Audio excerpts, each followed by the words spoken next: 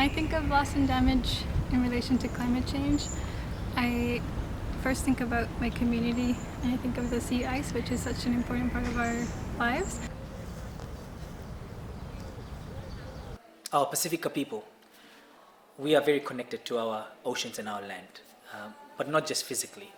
Our cultures, our languages, our art, our dances, our stories, our memories are all tied to this.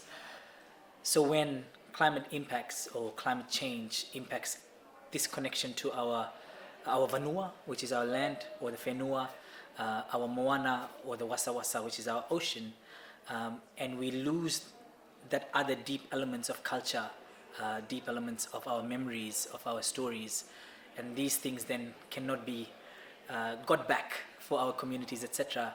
That for me is truly loss and damage.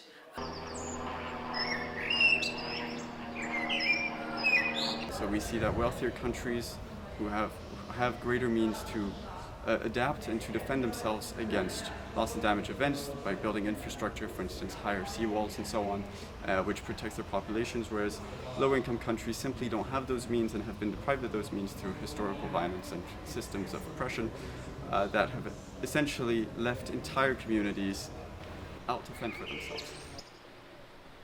I don't think of money or finances first. I think about people first and the land first. When we talk about loss and damage, mostly people talk about economic loss and damage, which is loss of livelihoods, loss of food or housing structures have to change, you've got loss of lives, and you put an economic value to how it impacts the community, how it impacts the nation.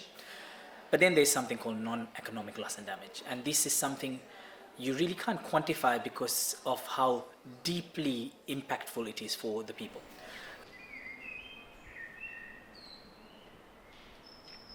For me, it's more about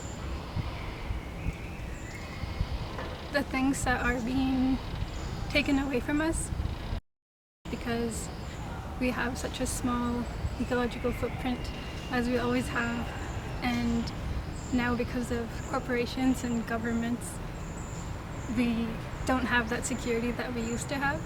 And so we see today that the most vulnerable communities to climate change are also those who have least contributed to the climate crisis. Loss and damage is an important aspect of climate justice.